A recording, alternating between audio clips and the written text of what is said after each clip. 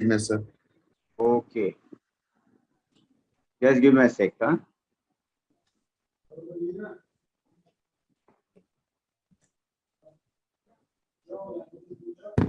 Very good evening, my dear MOS members and the ophthalmic fraternity who have joined Pan India for today's a very interesting webinar regarding oculoplasty. As you well know, that we have a MOS academic committee, and here we have certain preferred clinical patterns and the clinical techniques that we are having it as a series. We have two stalwarts with us, Dr. Namrata Adulkar and Dr. Akshay Nair, who is going to give an insight about the socket reconstruction and exentration techniques. What are the preferred clinical practice? So we have promised to have booklets coming out the way the AIOS, ARC also gets it. So this is a novel idea, and we are going to do it at the end of my tenure. Each one of us is going to get a booklet of what is going on. So stay glued to the seat. We have with us Dr. Sonal Chaubale. She is an oculoplastic surgeon par excellence. She is the main moderator. She is going to introduce her two stalwart speakers. And with us, we have the backbone of MOS, our honorary secretary, Dr. Rajesh Joshi, who is also with us. So over to you, Sonal. Thank you for the kind introduction, sir. Welcome everyone for the MOS academic module on oculoplasty. So as ophthalmologists, we all do strive very hard to provide the best vision to our patients. However, there are some instances where the eye is damaged beyond repair, but that is no reason to lose any hope. We the oculoplasty specialists definitely have tools in our toolbox to make these eyes beautiful appearing wise. So in consideration with this theme, I would like to introduce our first speaker, Dr. Namrata Adulkar. She will be talking about the methods of socket reconstruction, indications and techniques. So Dr. Namrata Adulkar is a practicing ophthalmic plastic surgeon and facial aesthetician. She has been trained for ophthalmic plastic surgery, orbit, and facial aesthetics at Arvind Eye Care Systems, as well as she has obtained her international fellowship from the University of British Columbia. She currently is a director at her Sunayan Eye Care and Aesthetic Clinic in Pune, also visiting consultant at Jupiter Hospital and honorary faculty at D.Y. Patil Medical College, Pune. Over to you, Dr. Namrata. Namrata is also my go-to second opinion whenever I have a case that I don't understand what to do. Oh, that's great. Andar ki baat. Akshay, good. Yes, Namrata. Good evening, everyone. Thank you, Sonal, for that kind introduction.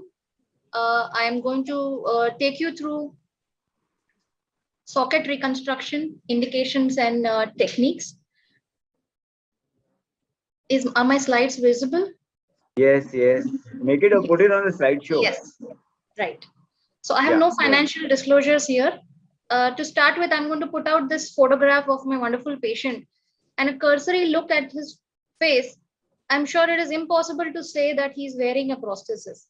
Although I'm sure some of the oculoplastic surgeons here would be spot on in identifying the prosthetic eye, which he's wearing on the right side. The giveaway here is the scar on the upper eyelid for sure. Well, yes, we can see a very well done ocular socket reconstruction along with a good well-fitting prosthesis really changes the patient's appearance and gives a good boost to his confidence. Now, the goal of a successfully rehabilitated ocular socket, which is contracted, is to retain and comfortably support an ocular prosthesis. Now, this requires adequate socket lining, socket volume, mucosal lining, a well-fit prosthesis, and appropriate symmetry of the eyelids, which brings us to the definition of socket contracture. Now, this refers to shrinkage of the orbital tissues, which is accompanied by a reduction in the volume of the socket, along with decrease in the fornical depth, eventually resulting in an inability to retain the ocular prosthesis. It causes significant functional and psychosocial disability. An ophthalmic socket contracture results primarily from disruption of the spatial architecture and interrelationship between the normal anatomic components of the socket.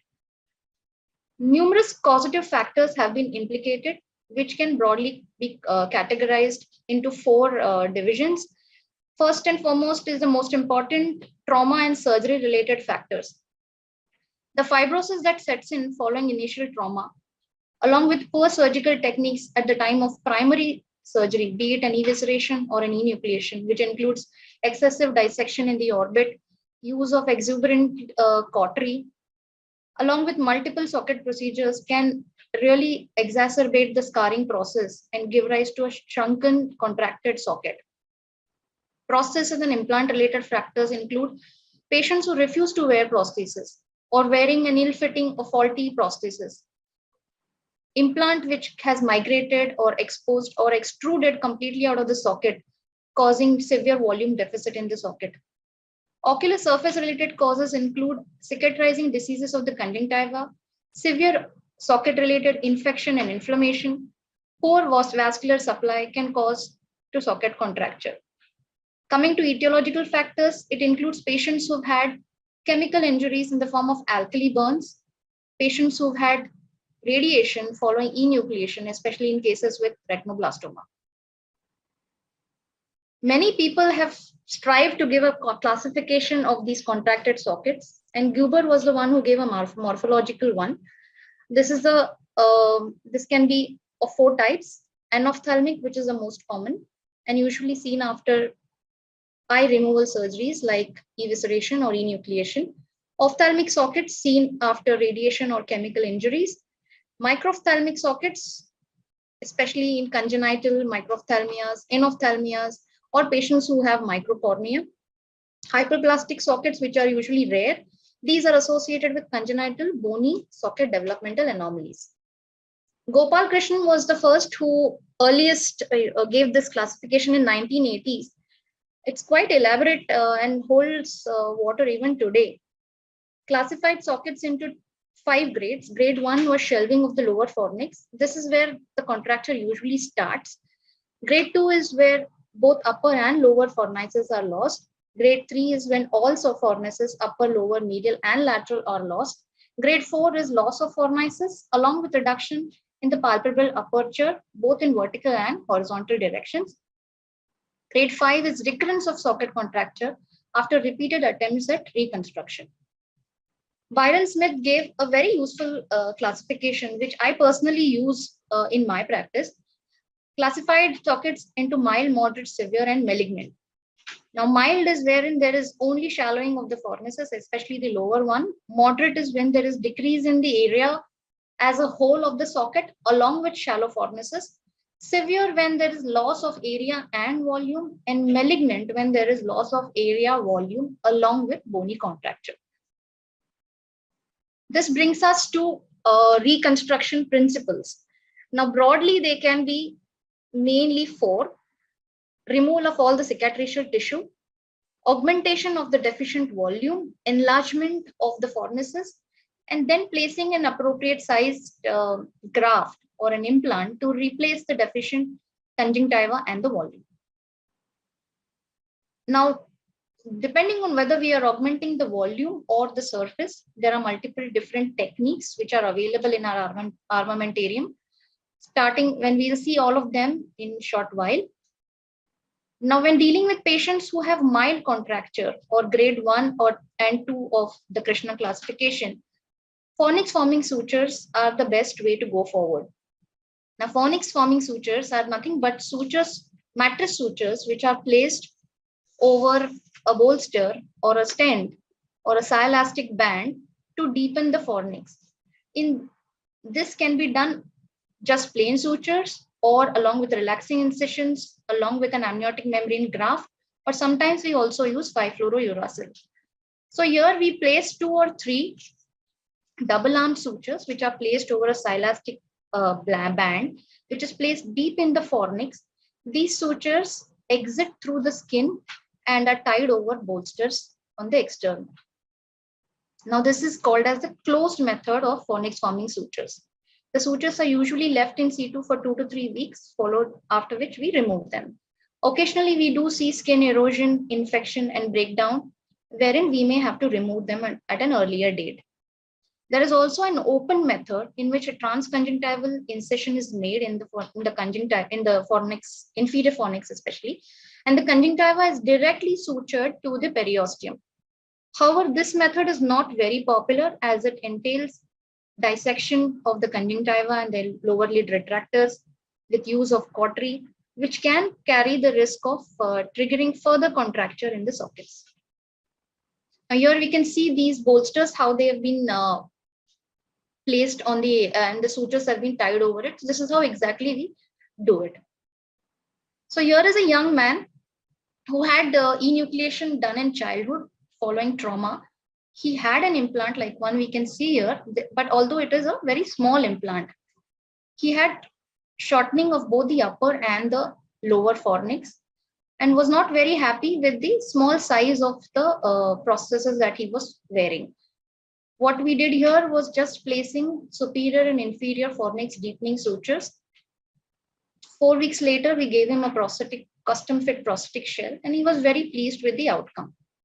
Another patient, a retinoblastoma child, who had enucleation followed by radiation that left her with a severely contracted socket.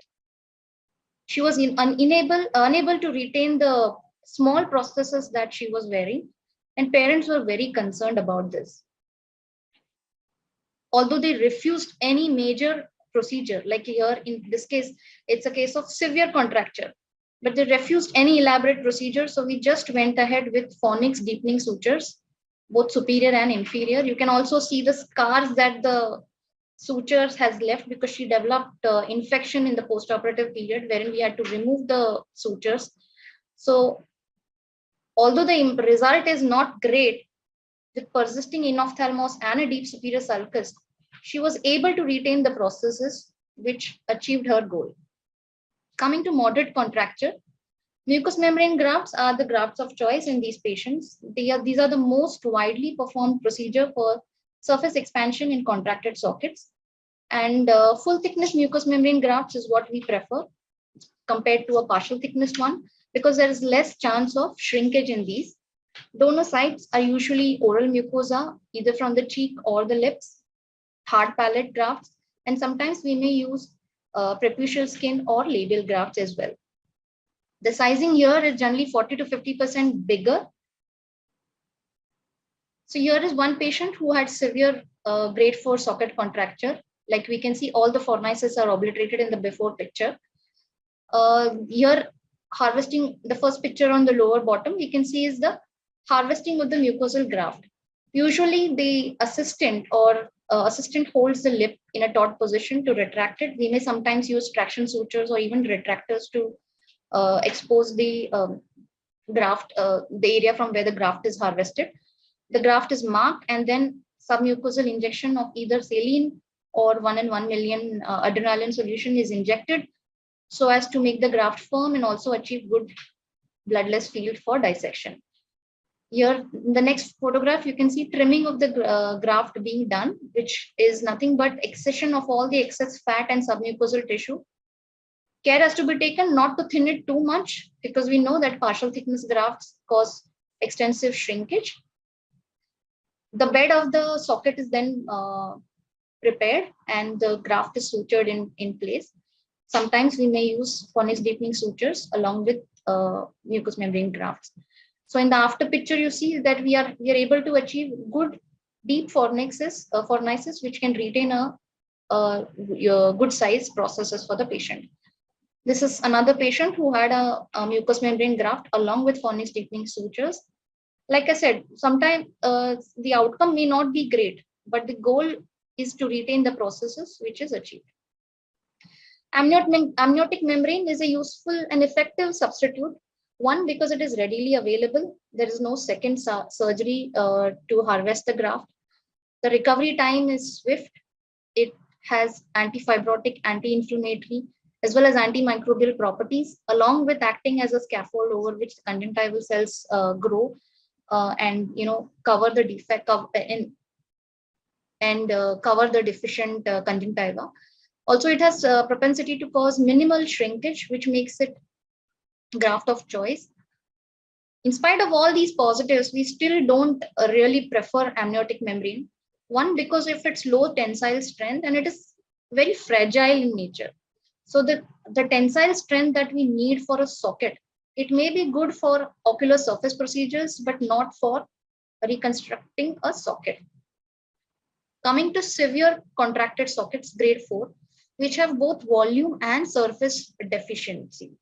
In these cases, we either consider a secondary implant or exchanging a smaller implant for a bigger one, a dermis fat graft, and sometimes multiple procedures, like I've already said, phonics deepening sutures along with mucous membrane grafts are done. Now this brings us to the important question of size of the implant. Now, size of this implant that we put is very crucial in determining the final outcome of the socket. Generally, it is always preferred at the primary surgery to put a good size implant so that we are not faced with these problems of socket contracture. Now, what is the optimum size of the socket that we size of the implant that we use to reconstruct a socket? Now, we have all been taught we need to replace 70% of the volume of the eyeball. Considering the normal size of the eyeball, the actual length is about 23, 24. An optimum size would be a 20 or 21 size implant. Now, here is a patient who had enucleation followed by a small implant that was placed, and she was not very happy. She was wearing a transparent shell, which is again not an ideal prosthesis to be worn. She was very bothered by the small looking eye that she had. In her case, what we did was only replaced the smaller implant with a larger 20 sized implant. At the end of 6 weeks, we gave her a custom fit prosthesis and leaving her with a very nice symmetric looking prosthesis. Coming to dermis fat grafts are very easily available grafts which can be harvested either from the abdomen or from the gluteal region, although gluteal region is the most preferred site. The outer and lateral quadrants are preferred here in the gluteal region. This avoids the sciatic nerve, and also it is not the weight-bearing region, so it's a preferred site. There's a small video that I would like to play here. So we are injecting local anesthetic along with adrenaline. The area that we need to harvest is marked with the 15 number blade. The epidermal tissues are excised with the 50 number blade again. Stab incision is made to excise the required amount of graft.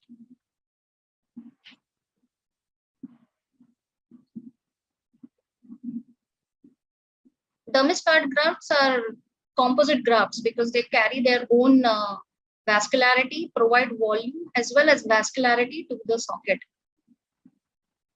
After the graft is excised, it's placed in saline solution, and the skin here is being undermined to close the defect that is created, and the defect is closed in double layers.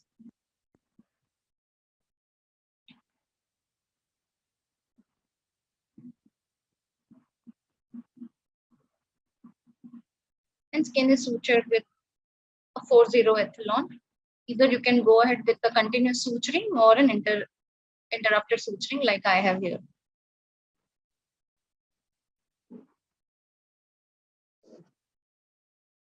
The socket is infiltrated again with local anesthetics.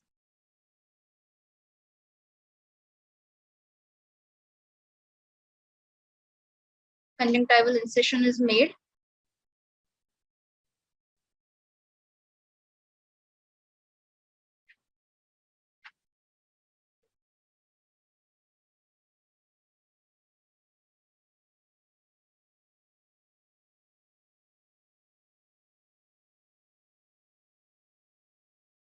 Try and avoid cautery as much as possible.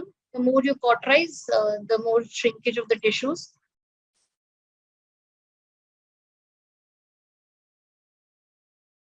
I'm undermining the conjunctiva all around and excising the scar tissues.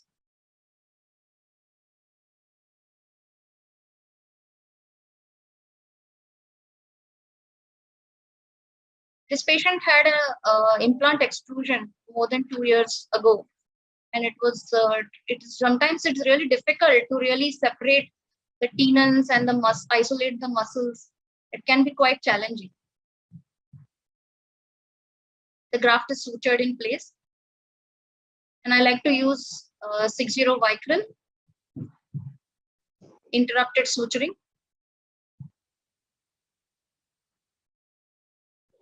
Ointment is placed and a conformer is placed, and a temporary suture torsorrhaphy is done.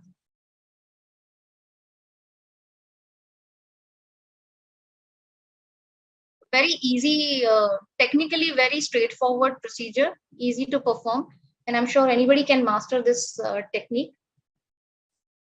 So this is our patient who had a 65-year-old lady who had enucleation without an implant when she was a child. She was wearing a small stock shell and was quite embarrassed actually to even step out because of this asymmetry between her eyes.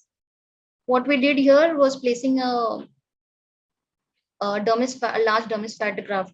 And what you can notice here is a superior sulcus hollowing that is seen. In spite of having so much of dermatoparesis, you can appreciate that it is quite enophthalmic, and there is a lot of hollowness in the superior sulcus.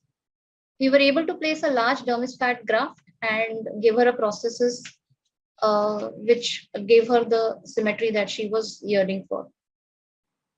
This was a child with microphthalmos, and she was about 8 years old, and parents were very worried about how it will be for her when she grows up. So in this case, what we did was enucleating the small microphthalmic eyeball, enlarging, giving relaxing incisions in the fornices, and giving fornix deepening sutures along with the dermis fat graft. It was all done in one sitting. And this was the result after 2 months when we were able to put a custom fit prosthesis for her. So like I said, multiple procedures are done at the same time. It is never always just one single procedure when it comes to socket. Now, dermis fat graft, although quite popular, it does have its own share of complications and side effects. Sometimes the graft may necrose, not take up at all, and then you have to start all over again. Fat atrophy and fat hypertrophy both can occur. If patient loses weight quickly over a short period of time, the graft also atrophies. Similarly, when patients gain weight, the graft also hypertrophies. Especially, we can use this property very well in pediatric patients. In children, as the child grows, the fat also hypertrophies, and the size of the graft increases, increasing the size of the socket. Sometimes, very rarely, though, deep subconjunctival cysts may be formed. There may be a postoperative hematomas. Fat bleeds are notorious and sometimes can be very difficult to manage. Granuloma formation, ulceration, and dehiscence at the wound at the donor site can sometimes be seen. Now, instead of a fat graft, we can sometimes use alternatives like fat transfers or even dermal filler injections, hyaluronic injection, which can be injected deep into the socket. Another important aspect of socket reconstruction is tackling the eyelid anomalies. A lot of times we see lower eyelid entropion and sometimes even upper eyelid entropions, which are associated with or without lid laxity. And in these patients, these procedures is one of my favorite procedures. It's doing a full thickness blepharotomy along with the margin eversion, and gives very good result. Like in this patient who was already wearing a prosthesis, was developing a very resistant type of lower lid entropion, and we were able to do an EVS procedure and give a good cosmetic result. Sometimes we may need grafts like a septal graft, septal cartilage graft, auricular cartilage, sometimes sclera, hard palate may also be used to lengthen the posterior lamina in these patients. Coming to last, the malignant type of socket contracture. These are dry avascular sockets which have undergone multiple socket surgeries with no relief. And sometimes in these patients, as a last resort, it is best to offer, without subjecting to any further procedures, best to offer them an oculofacial prosthesis or an exentration followed by an exentration prosthesis. To summarize, socket contracture is a very challenging entity for an oculoplastic surgeon. It causes both functional as well as cosmetic disability for the patient. Prevention is always better than cure. Scrupulous tissue handling, especially during the primary procedure, placement of an adequately sized implant, layered closure over the implant, use of custom fit processes post-operatively, and regular follow-ups helps in achieving good aesthetic outcomes for these patients. Although we need an aggressive surgical approach, but in spite of all our efforts, the outcomes are mostly unpredictable. Thank you. Very nicely covered, Namrata. In such a short time, I have also learned a lot of things as a general ophthalmologist. Lots of new points which has cropped up. We basically just knew कि भाई छोटा है तो उसको कैसे बड़ा करो. That's all. The various levels and all, the way you took it, it's the journey was very nice. Thank you. Let's have the next intro and the speaker in. Over to you, Sonal. Yes, thank you, sir. Thank you, Namrata, for the very illustrious presentation. We'll soon have a discussion regarding the topic as well. Moving on, let's move on to our second speaker of the day, Dr. Akshay Nair. So Dr. Akshay Nair is going to talk about the orbital exenterations.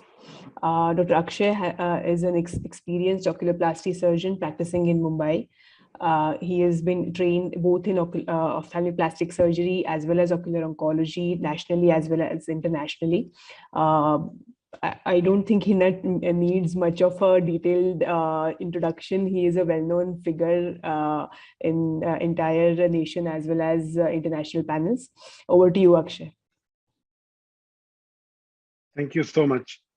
I will just share my presentation now.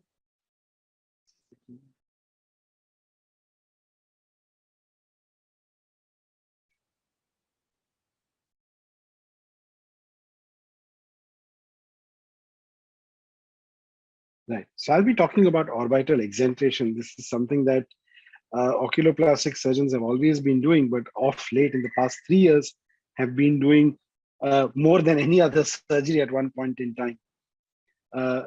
So when we talk about exenteration, what is it that we mean? Well, exenteration, the word exenteration alone isn't limited only to the orbit. You have surgeries such as pelvic exenteration, even in disseminated or extensive urogenital malignancies, where everything from the pelvis is removed, including the ureters, the bladder, the pelvic structures, the muscles. Similarly, in the orbital exenteration, when we talk about exenteration, it means essentially removal of all the contents of the orbit, basically the periorbiter, the periosteum, orbital fat, the globes, the muscles, and the optic nerve. And depending upon the clearance needed, which means depending on the level of clearance or the tissue removal up to the apex, the surgeon decides how much tissue needs to be left. Now, even in this, we have something called as a subtotal orbital exenteration, or total, or a radical extended exenteration, where in cases of paranasal sinuses tumors that invade into the orbit, where apart from an orbital exenteration, you also need to remove the paranasal sinuses, etc. The most commonly performed surgery by oculoplastic surgeons is a subtotal orbital exenteration, what is also called as an eyelid sparing exenteration, where some part of the eyelid, the skin and the orbicular iris is spared such that a blepharopathy or a skin-lined closure is obtained. So what are the indications for an orbital exenteration? They could be primary malignant orbital tumors, like say a primary orbital melanoma, primary malignant eyelid or an adnexal tumor with orbital invasion, such as a ocular surface squamous neoplasia that involves the adnexal structures like the extraocular muscles or the globe intraocular invasion itself. Or it could be an eyelid tumor like a sebaceous gland carcinoma that invades the orbit. Of course, there are newer modalities of management like neoadjuvant chemotherapy and etc. But these are by and large general indications for orbital exenteration. Like I mentioned earlier, malignant secondary orbital tumors, which means tumors from surrounding structures that invade into the orbit, It could be intraocular tumors with extrascleral extension, like melanomas that come from the choroid and then through the have an extrascleral extension involving the orbit. Life-threatening invasive orbital infections, which includes the spectrum of fungal diseases like mucormycosis, something that I'll discuss in depth towards the end of this presentation. Severe trauma or orbital contracture, like Namrata beautifully laid out, in malignant orbital contracture, sometimes you have absolutely no option but to do an exentration and put an exentration prosthesis. And rarely massive or debilitating benign tumors of the orbit or benign conditions which are not involving a malignant tumor, but then have to be exenterated. We very rarely have, I think I've done only one such case of non-responsive recalcitrant orbital inflammatory disease, where the only option we had was to exentrate the orbit. So when we talk about orbital exentration, there are different ways that we can line the socket with skin, which is primarily the eyelid. We could also take a graft or a flap. The flap could be a muscle-based flap, or it could be a muscle-based graft, such as the anterolateral thigh flap. Now, these are things that will come in detail as we go into the surgical technique. The commonest complications intraoperatively are hemorrhage and CSF leak. Now, whenever you have hemorrhage, it's primarily because of a large caliber vessel that is bleeding. So carefully, you need to, with the help of suction, you need to identify the bleeder with bipolar cautery, make sure that you're able to cauterize them. A good idea to prevent recurrent hemorrhage is to follow each vessel as you identify them during the dissection stage and cauterize them. CSF leak is something that can be tricky. However, the solution for CSF leak intraoperatively is ready at hand during an orbital exentration, because all you need to do is take some of the fat that you've excised. Hopefully, it's not a tumor that you're dealing with, such that the fat is not seeded with tumor, and you can pluck the CSF leak even with something like cyanoacrylate glue, which is usually handy in ophthalmic OTs. Delayed or late complications include fistula. That could be a cutaneous fistula, it could be a sinus fistula, or infections or recurrent infections, or even residual infections in case the indication was, say, a fungal infection. Now, preoperatively, what are the things that you need to make sure of? Ideally, you would want to do orbital exentration in general anesthesia. Again, your anesthetist should be skilled enough to give you hypotensive anesthesia. Remember, we are cutting a second-degree branch of the internal carotid, which is the ophthalmic artery at the apex. So we would expect a significant amount of bleeding, which is why it is ideal to have a grouped and cross-matched unit of blood on hand during the surgery. Gel foam is good to have, or Surgicel or other, anything that you can use as a hemostat. And glue, like I mentioned, in case you have a CSF leak, is good to have at hand. Now, this is a recent paper that came about how local infiltration anesthesia was also used for orbital exentration in patients with rhinoorbital mucormycosis. And they had 5 patients who went exentration with local infiltration anesthesia and sedation, because general anesthesia was not possible in these patients given their systemic comorbidities. I have done a single case of orbital exentration in local anesthesia. It can be difficult, and but at the end of the day, you need to weigh the risks versus benefit.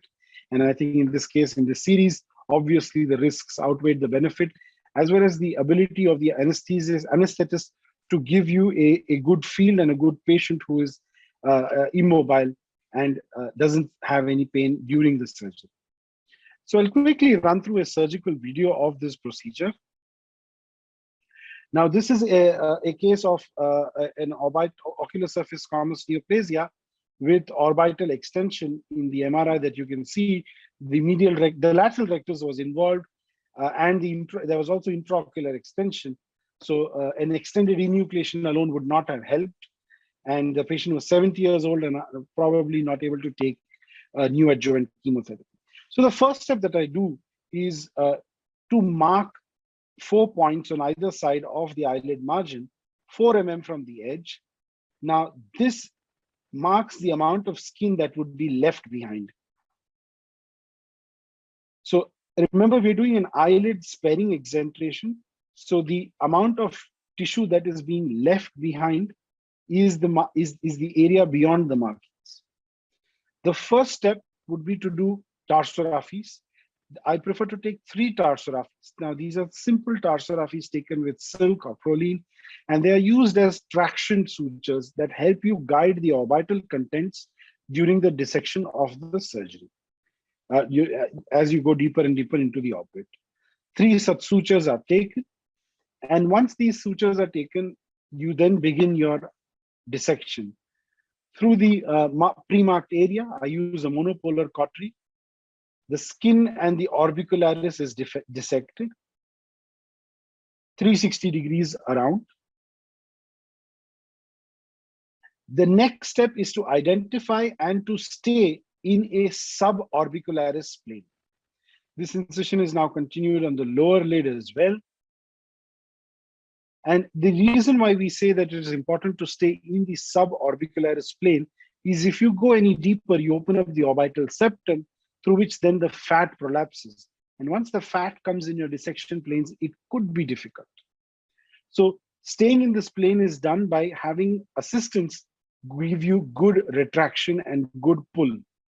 Now you can see you're going in a suborbicularis plane, dissecting upwards such that you reach the orbital rim.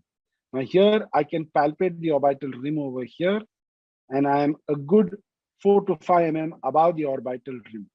Now at this point, the aim is to expose the periosteum around the entire socket. Now this is continued inferiorly as well.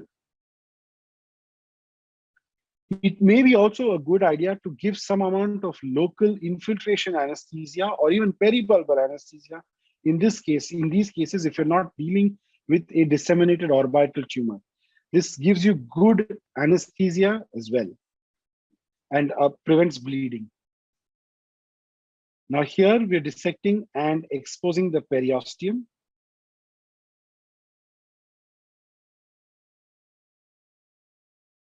Once you've dissected, exposed the periosteum, you want to incise the periosteum about 4 to 5 mm from the orbital rim. Once that is done, the edges of the periosteum are elevated all around. And this is important such that you don't breach the periosteum again. Once you open up the periosteum as you dissect, you encounter fat, which makes it difficult to dissect further in. Now remember here, inferomedially, you would encounter the lacrimal sac. Now here, your periosteum elevator would hug the orbital bone, the edges of the orbital bones, and push the periosteum inwards. There are a few important anatomical landmarks that we need to be careful about. Here is the lateral canthal tendon, or that is at the Wittnall's tubercle. As you're going inferolaterally, you would have 2 sets of vessels, which is the zygomaticofacial and the zygomaticotemporal. Inferiorly, you will have the infraorbital neurovascular bundle. And inferomedially, like we mentioned, you will have the lacrimal sac that goes into the bony nasolacrimal duct. And finally, the medial canthal tendon. And then superomedially, you will have 2 neurovascular bundles that you can identify here. Superomedially is the supratrochlear nerve, and superolaterally is the supraorbital.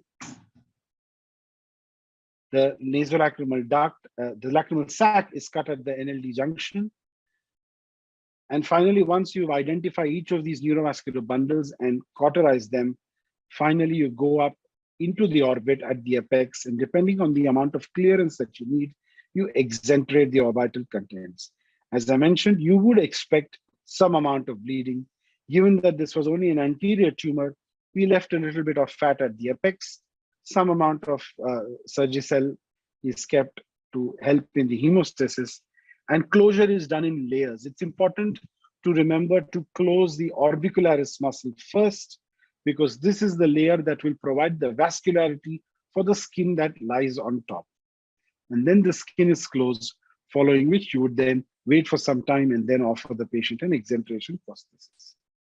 In many cases, you may not be able to close the skin without too much tension. So you may want to leave it with granulation to heal by granulation. In many cases, like we mentioned earlier, you could put a temporoparietal fascia, temporalis muscle that is transferred through a bony defect on the lateral bone wall of the orbit. The frontalis muscles can be transposed superiorly to inferior. You also have microvascular free flaps that you can do with vascular surgeons, whether take a radial forearm, a latissimus dorsi, or like we mentioned earlier, the ALT, which is the anterolateral thigh. Immediate post-op care is important. Sometimes on the first day after surgery, the patients may have a lot of oozing. So you may want to stick in a 10 cc syringe on with a 18 gauge needle and aspirate any amount of oozing or blood that is there. The presence of that blood over a long period of time extends the healing period. So you may want to help in clearing that. A lot of surgeons also place drains within the orbit, which are then taken off at 72 hours. Depending on the indication, you may also have to irradiate the orbit. Therefore, it's important to have good skin closure with a bed of orbicularis, especially lid-sparing tumors, lid-sparing exentrations, such that they're able to withstand radiation and not ulcerate and leave bare bone behind. Remember to explain the field of radiation to your radiation oncologist. At follow-ups, you may always want to check for recurrence, where imaging may be required to make sure that recurrence is not happening. Now, just a small, touching upon a topic which is exentration in mucormycosis. Dr. Tarjini and myself, we had, come up with an algorithm for deciding which patients of mucormycosis need an exentration and which don't, which was largely based on the imaging findings. Now, excuse me because this is a very, very busy slide, but just bear with me as we go through each of these indications. So basically, these are the classical imaging features that we see in mucormycosis, and based on the features that we see, we can decide if we need to do exentration or not. So if you go from the bottom top, the bottom box on the left says subtle enhancement adjacent to the affected sinus. How does that look like? That looks like this. Now here you can see that the orbit is not involved, but because of the maxillary sinus and the ethmoids being involved, there is thickening and there is adjacent involvement of the isolated extraocular muscle. So in this case, you would not want to do an exentration. You would just do orbital debridement. If need be, you could give retrobulbar amphotericin B just to be sure, which is again is not absolutely indicated. The next box above that you see is contrast enhancement present. Now we go from top to bottom there. So contrast enhancement is seen with increase in size of the extraocular muscle.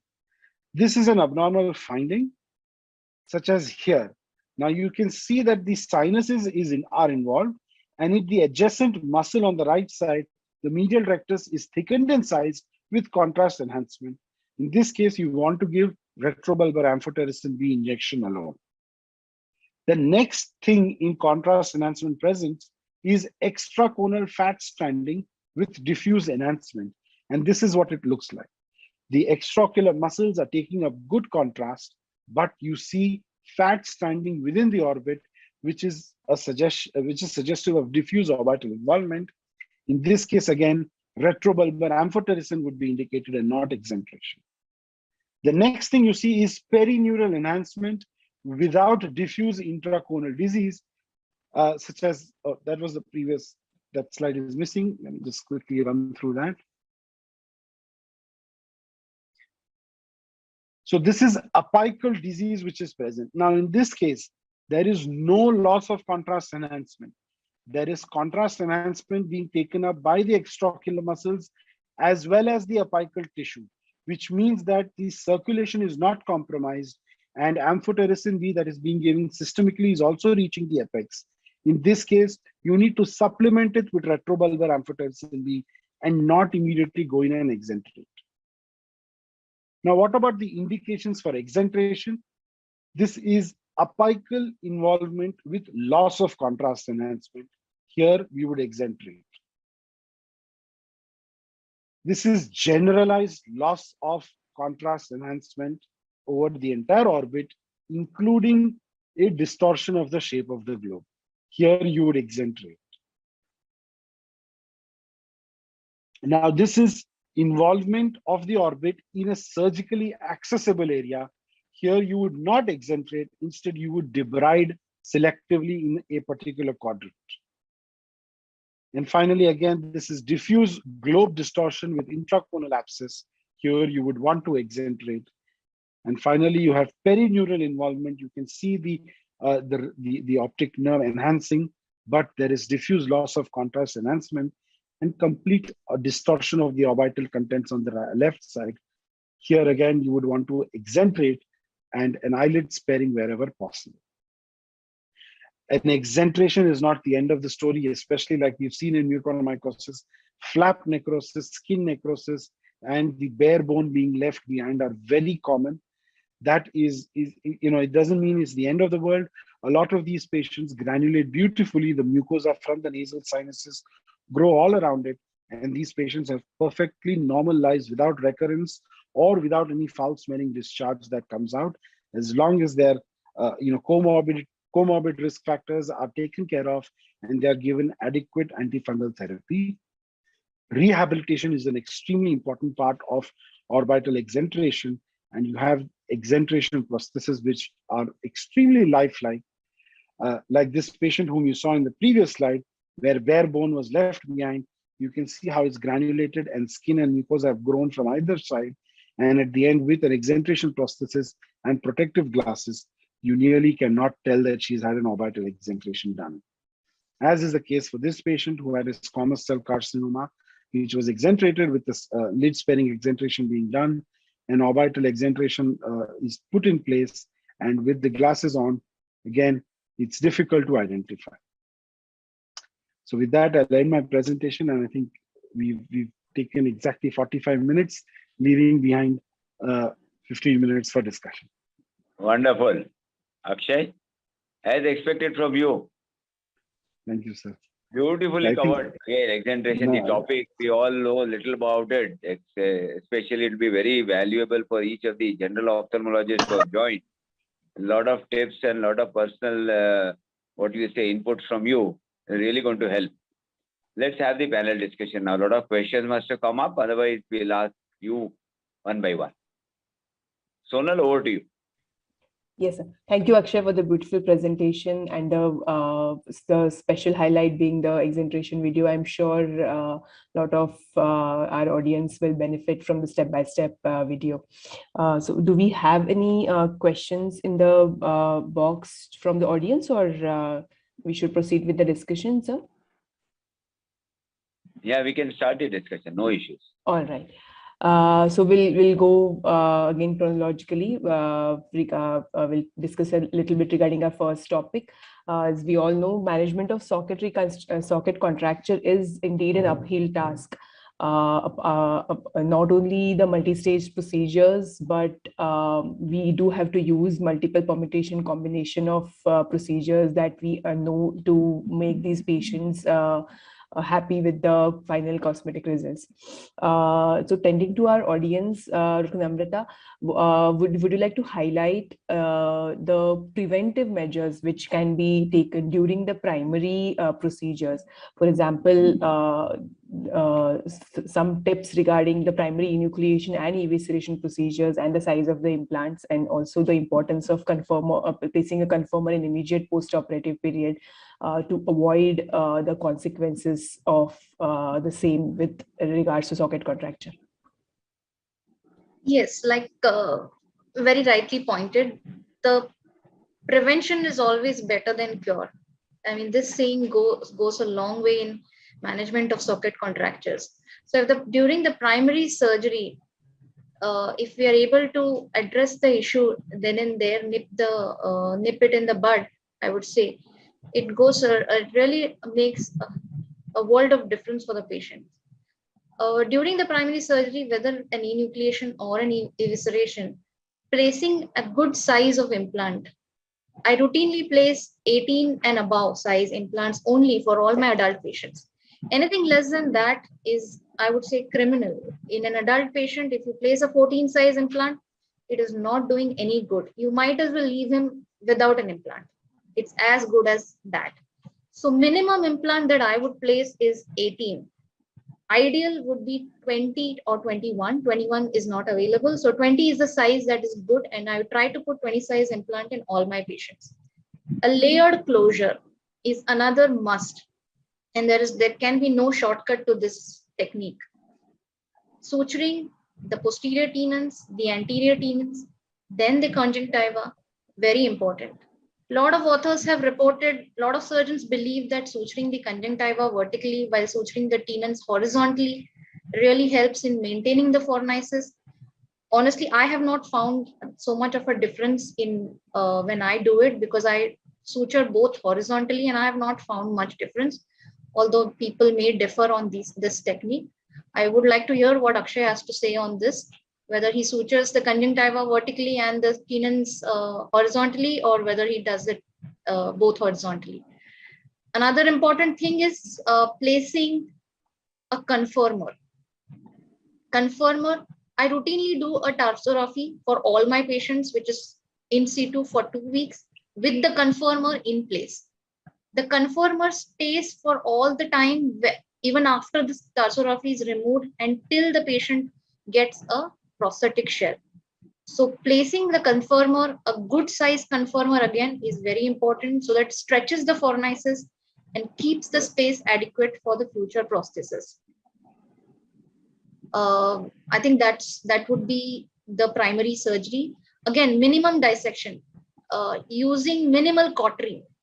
If tissues bleed, it's a good sign. They are viable. They'll heal nicely. If you're cauterizing every bit of the vessel's vascularity to the orbit, it is going to contract. It is going to scar and make it an uphill task for the later doctors or surgeons who see the patient. How do you decide the exact size of the conformer? So the conformer comes as whether it's a right or a left eye conformer, and the sizes that are available are small, medium, and large. So the large size conformer is generally, they say, a 24 size conformer, which is good enough for an adult patient with after fitting a 20 size implant. What about children? What about children? How do you do the conformer? Children, pediatric, Akriti does have some pediatric conformers, which are good again for right and left, they are separate. Universal conformers are also available, which can be placed in either eye. Again, pediatric and adult sizes are available. And the implant size? Sorry, sir? Implant size, how do you decide in the pediatric cases? How much? Again, 70% is the capacity? Yeah, 70% is the rule of thumb, sir. 70 to 80% is what we need to place. In pediatric patients, 12 or 14 is a good size to place in pediatric patients who are under 5 years of age. Would be the ideal size. 14 would be a good size of implant to place in a pediatric patient. Do you I actually end up going much larger. Sorry. Yeah, Sorry. exactly. Yeah, I said, I think in children, I end up going much larger, up to 18 or even 20. 9, yeah. Because by the age of 2, 90% of the globe's size development is complete. So at least, I mean, yeah, if it's a child under 1, I may think of 14 or 16, but I think by 2 years, it is usually advisable to reach at least 18 or 20. 18 is yeah, like Namrata said, anything less than 18 or 16 is criminal. So I think once a child is over 2 years of age, I would recommend at least 18 or 20. Okay, but in case you put an undersize, when do you plan to remove it and put a right size implant? Any of you can answer. Akshay, in pediatric? Yeah, pediatric I'm talking about. Yeah, so at adult, so generally pediatric patients routinely they come for as the child grows, the prosthesis also needs to be changed. Generally after 8 to 10 years, we change the prosthesis size. The size changes, and if you feel that the socket is not good enough for a bigger prosthesis, then we will go in for changing the implant to a bigger size implant. Okay.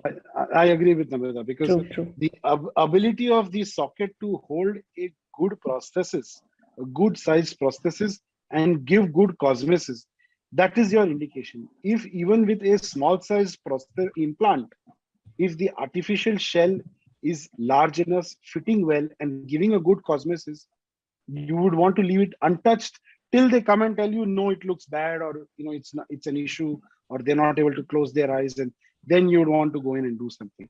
Just to add a couple of things, I think Namrata said it beautifully about how suturing really doesn't make a difference. Like, I do both layers in horizontally, and I know Sonal probably also does that because we learned the same technique. So both of us, and I mean, both layers are in horizontal.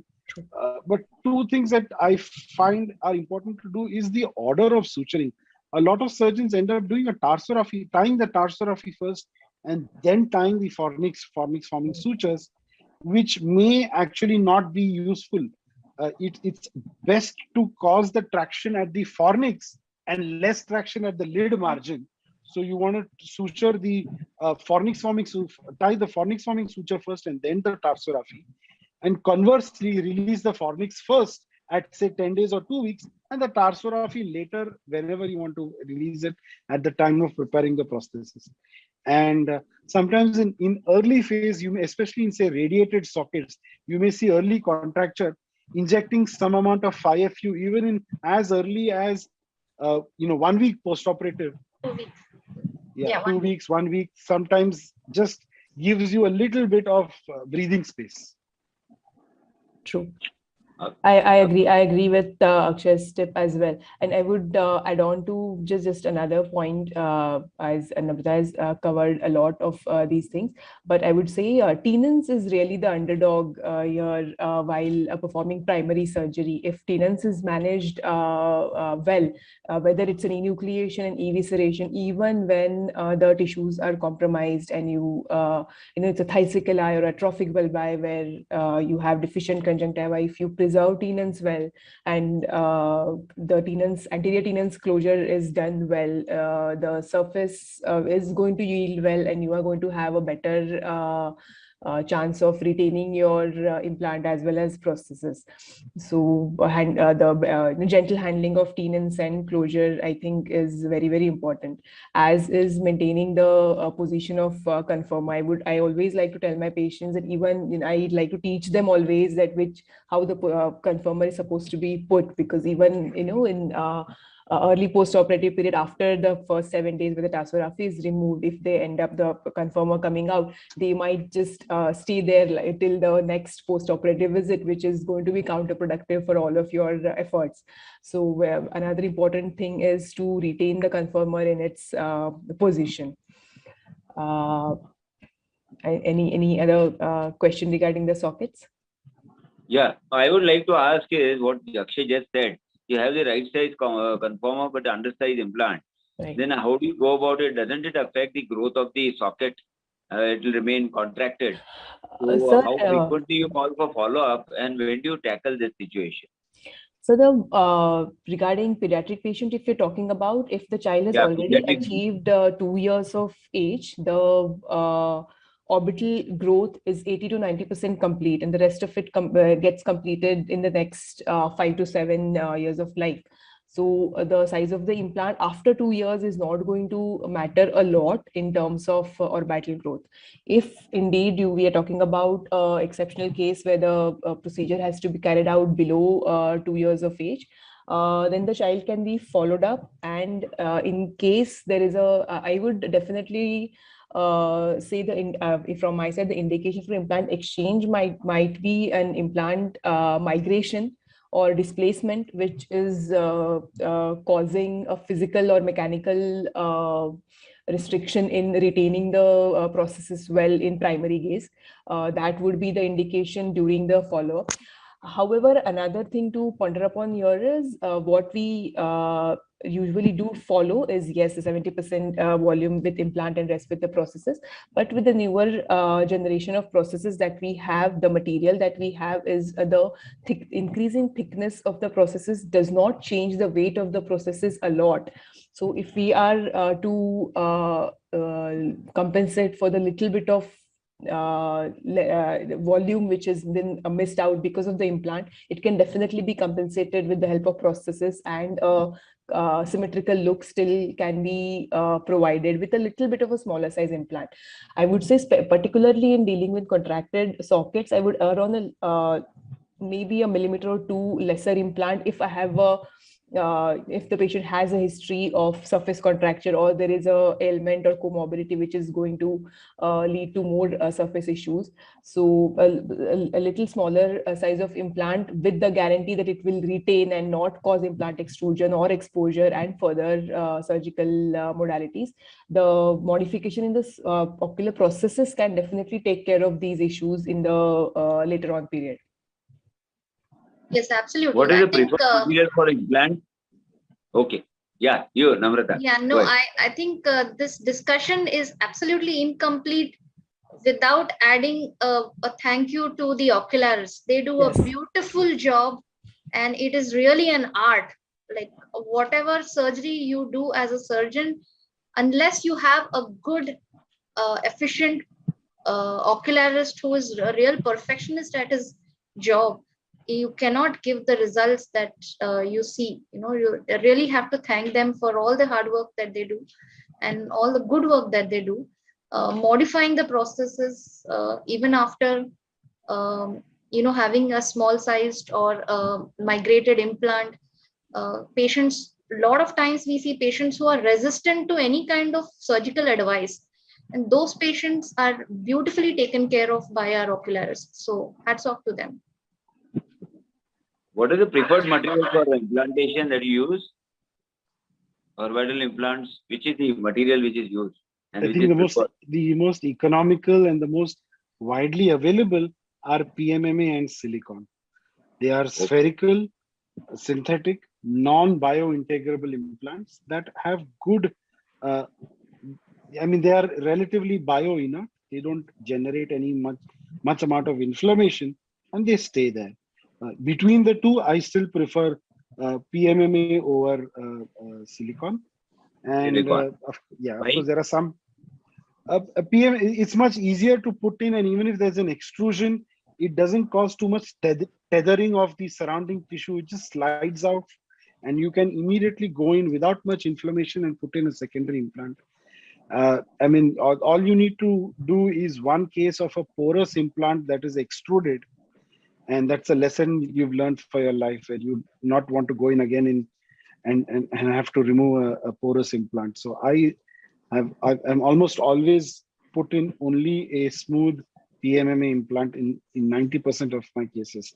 And I think Sonal mentioned a very good point of how even a small implant, once you do an enucleation or an evisceration, an implant, or forget an implant, even a thicycle globe or a small sized globe, an undersized implant, any of these in the socket is important. You would rather have an undersized implant than no implant, because the implant itself is the stimulus for craniofacial development in children. So you can always, do an implant exchange later on, but make sure that there is a primary implant so that we don't have to do the surgeries that Namrata has enlisted. What is the time of exchange? How do you decide that this is the right time to exchange? How do you decide? If the prosthesis is not fitting, that is the right time to exchange. Okay. If the prosthesis is fitting, cosmesis is good, then you just as I said, just whatever that saying is, let sleeping dogs lie. You don't want to go in, and if the process is good, you just don't want to do anything.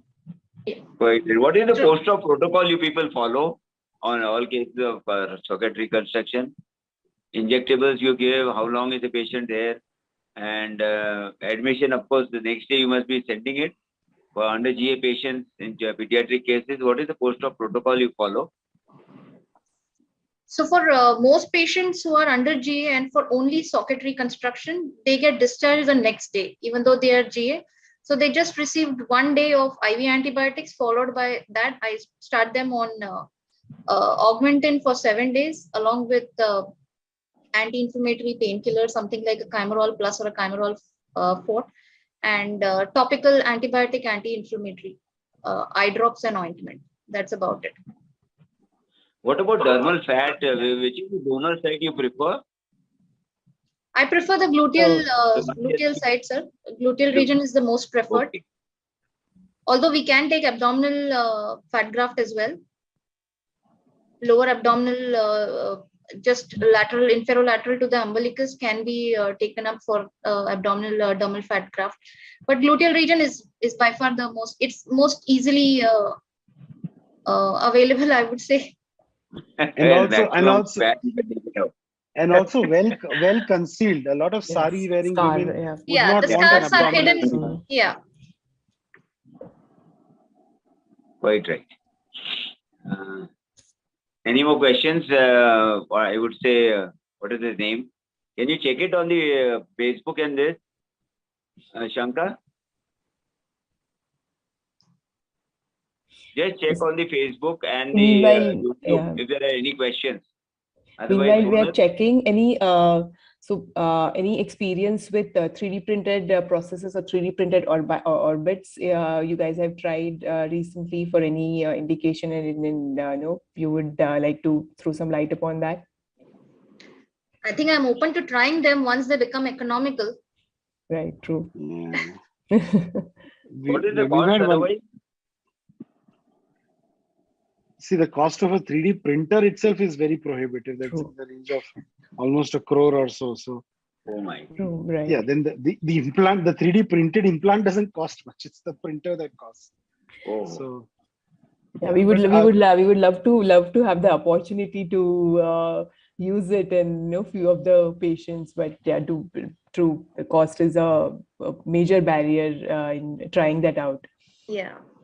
And I think even 3D printed orbital implants have very select indications where you would have say an orbital implant migration, where you would want to 3D print a counter supporting implant to put in, or a wedge implant to place in. Ideally, you just go in and do an implant exchange or something of that sort. Or if at all you need a customized implant, you can even put in a primary implant that is available. So in terms of in socket reconstruction, I think 3D printed implants have relatively fewer indications as compared to, say, a fracture reconstruction, where customized 3D printed implants or patient-specific implants, PSI as they call, have far more wider indications. Rightly said, yes. Very nice. Yeah, has he found out? Otherwise, you have any more questions? Anybody? I think Lakshay has covered exenteration very nicely. I am having difficulty in coming up with a question. Maybe all of us have like to send. We have the booklets of this, so all the people who are not joined will definitely benefit. It's so nicely covered, both of you, Namrata and you, both have covered it so nicely, and it's a new thing for us, the general ophthalmologists who are not doing oculoplasty. This is a big learning curve for us. It's good. No, believe you me, sir, even exenteration for us was quite a bit of a learning curve in 2020, 2021. So we were in the 10 years prior to 2020, I must have done 30, 40 exenterations. And in one year alone, we've done far more than that, thanks to that is because of the this thing, na? Mucormycosis. Mucormycosis. Absolutely. Quite right. But how is the result post this mucormycosis of the exenteration, the recovery and the cosmesis? How much time does it take for them to recover? What is the time period you are supposed to say once you do an exenteration for a proper cosmesis? So in mucormycosis, the exenteration is just clearing the disease from the orbit. The sinus always, even though the sinus has been cleared, the fungus remains in the system, and unless the patient has good diabetic control along with sustained antifungal therapy for at least 3 to 6 weeks after surgery, and then oral posaconazole or oral antifungal therapy as maintenance dose, only then they will be going, then they will have good disease control. And once you see a socket at, say, 3 to 6 months, there is no disease recurrence, the endoscopically the nose is clear, and the patient has good diabetic control, then any time is a good time to put in a prosthesis. I think it's subjective. As long as the patient has good disease control, good care of comorbid factors, and no disease recurrence, then you can fit in a prosthesis at that time. think Namrata, what you wanted to say? Yeah, I would like to add one more thing here. A lot of these patients are told by the ENT surgeons to do nasal douching. So they keep injecting saline through their nose and cleaning their sinuses for a very, very long time. And until that area, the socket gets dry, I think it is pointless putting a prosthesis, because prosthesis finally is glued to the adjoining skin. So if you're going to keep it wet, it is not going to take up. It is going to fall off in no time. And the patient has to spend quite a bit to make that oculofacial prosthesis. So if it's going to fall off in a month's time, then I would say wait. Like as long as you're doing the nasal douching, hold on the prosthesis. And sometimes it may be as long as 8 months and even a year, the patients are advised to do this. I don't know how much benefit it has to offer, but anyways, I think it's the ENT surgeon's domain. Let's leave it to them. But yes, And still they're doing the saline irrigation. No. Even betadine soaked gauze. A lot of them don't follow up with the oculoplastic surgeons. They follow up with the ENT surgeons, and they'll just tell you, put a betadine soaked gauze throughout. And then you have a patient who comes a year after exentration and they're still putting betadine every day, which is counterproductive.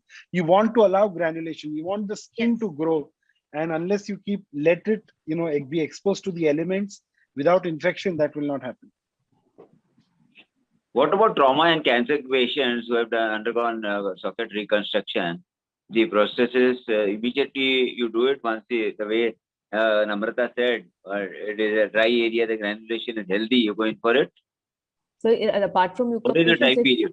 In case of exentration for orbital invasion of a CA, so healing generally takes place within 6 to 8 weeks. Once the initial post-operative period is a little slow as compared to other wounds, still the socket is still oozing serous fluid. So I think day 8 or day 10 is when we start to get dry taps.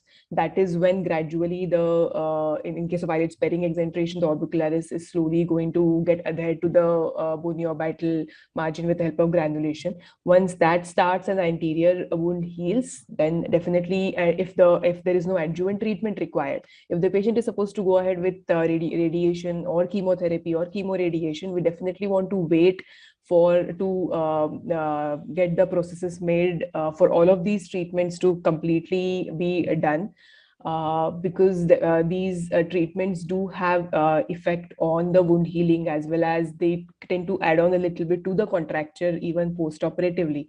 So you would want to wait before making any custom processes, because like Namrata rightly pointed out, that these are expensive processes, especially for our kind of population. So you want to wait till entire active treatment of chemotherapy or radiation is over, the socket is healed, the patient, and then the mold and processes can be definitely be taken care of. Perfect. What is the life of the custom processes? How frequently do you ask for a change, or it's a long life? Well-made processes generally goes for 10 to 15 years. You need to polish it and maintain it. As long as the patient is maintaining it nicely, cleaning every 2 weeks, keeping it dry, wearing it regularly, does not keep it out or, drop it, if it does not have a lot of scratches. If the maintenance is good, it easily goes for 10 to 15 years, I would say. We advise and polishing it annually. Polishing it at every 6 months at least. What is the material used for processes? Custom-made processes? Again, PMMA. PMMA. Yeah. So plain cleaning also and washing with soap and water is good enough, and keeping it dry. Absolutely. That's nice. So interesting, very nice. That's people like general ophthalmologists want to ask more questions. 7 to 8 years is what the oculoplastic surgeon will tell you is the life of the prosthesis. The ocularist may tell you 3-4 years. You want to Oh, this is the andar ki baat. Good. So, Sonal? Yes, sir. Any more questions you'd like to ask? Rajesh Joshi is there. He's the professor of this at the Nagpur Medical College, GMC. Rajesh? In fact, that was perfectly covered. Yes. So, Concluding remarks on behalf of the Maharashtra Ophthalmological Society, I really thank Dr. Namrata, Dr. Akshay, and Dr. Sonal to have, both of the speakers. A big thank you for covering it exhaustively in such a short time, and Sonal to bring about the panel discussion in a very lively and a nice way, which will be really helpful to each and every ophthalmologist, the general ophthalmologist, and of course the oculoplastic surgeon also, the beginners who are there. And all the MOS members who have joined, we are of course going to have this as the archives on the website and a PDF file which will be coming out as a booklet later on. That is what I would like to promise. A big thank you once again for this interesting discussion. I'd like to have the video of the enrolled people before Dr. Rajesh Joshi gives the official vote of thanks. Thanks a lot, all three of you, for a wonderful way we have conducted today's webinar. We'll have more of it in future too. Yes, who's there? Shankar, can you play the entered video before Dr. Rajesh Joshi gives? Then we have a gallery view photograph for posterity.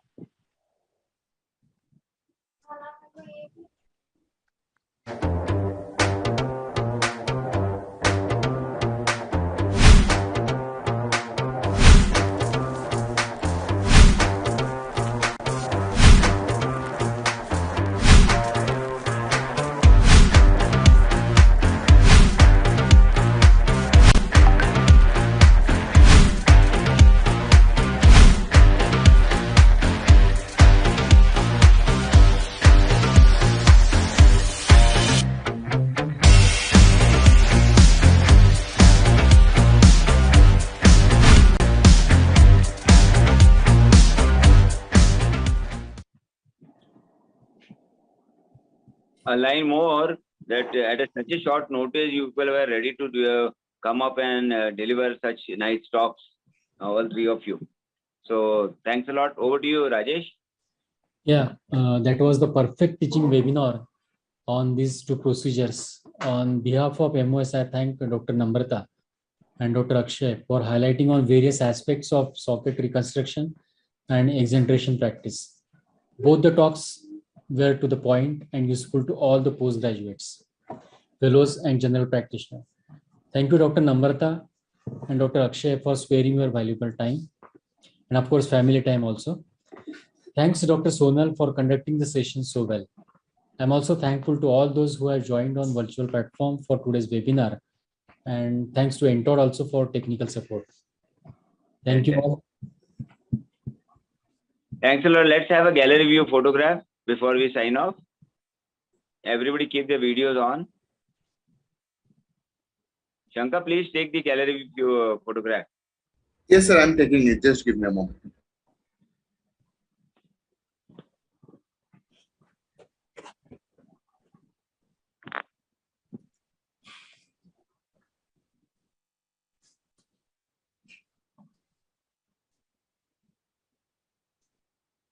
Yes, sir, I've clicked it. That's nice. So thanks once again, Akshay. Can you stop the recording now? We have the off recording discussion for a minute. Yes, sir, I'm stopping the recording. Mallikarjun, please stop the recording now. Yeah. Let me know.